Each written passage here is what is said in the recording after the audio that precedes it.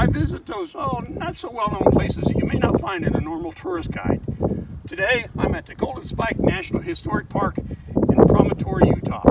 This is the location where in 1869 the Union Pacific Railroad and the Central Pacific Railroad met to complete the first Transcontinental Railroad. After California became a state in 1850, much talk was conducted about connecting it to the rest of the United States via a railroad, but nothing was ever done. However, in 1860, construction engineer Theodore Judah convinced Collis Huntington, who created Huntington Bank, Leland Stanford, who eventually founded Stanford University and became California's governor, and 3 others to start the Central Pacific Railroad and petition Congress for construction funds. Their actions eventually led to these 2 trains, the 119 of the Union Pacific Railroad and the Jupiter from the Central Pacific Railroad, meeting at Promontory Summit, Utah, about 80 miles northwest of Salt Lake City on May 10, 1869. The Central Pacific began rail construction in October of 1863 from Sacramento, California.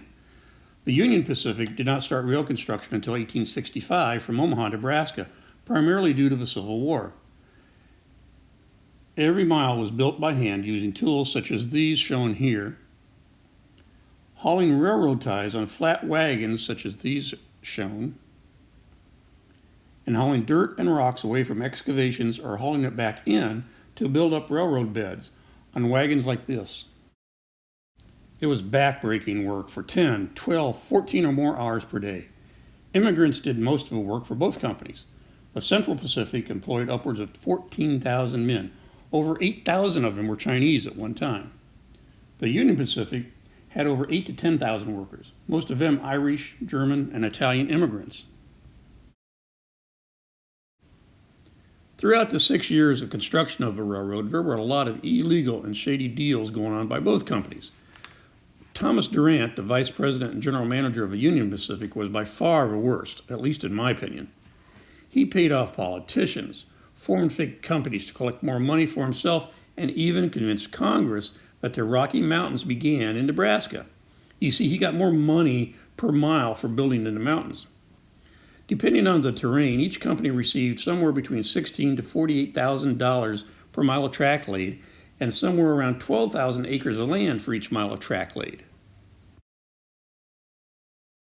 Although I'm not condoning all these shady deals, I do believe, and so do a lot of others, that this railroad would not have been completed in the time frame that it was without their actions. The completion changed U.S. history. The resulting influx of people into the land between St. Louis and California led to the increased development of the territory and sped the expansion of the U.S. to the Pacific Ocean. The building of spur lines to other areas within the territory helped settlement of Oregon and Idaho, Montana, and other states. Now, instead of a $1,000 stagecoach trip of 5 to 6 months, it cost about $150 for a 5-day train ride to the Pacific coast.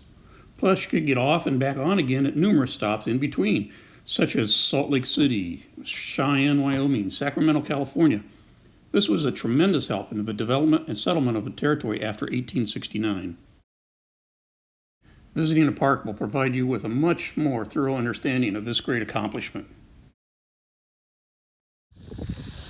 Okay, I'm going to talk loud so you can hear me over the steam boiler and the wind here, but I am standing on the exact spot on Promontory Summit in Utah, where in May 10th, 1869, the Union Pacific coming from the east and the Central Pacific coming from the west met to complete the first transcontinental railroad in the United States.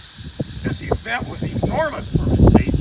It transformed the way people traveled around and allowed people to go from the east coast to the west coast in a matter of days instead of months.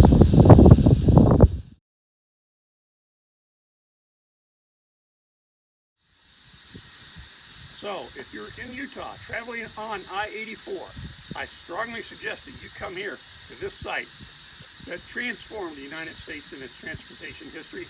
It is well worth it. This is Steve, and I'll see you next time on Steve's Spots.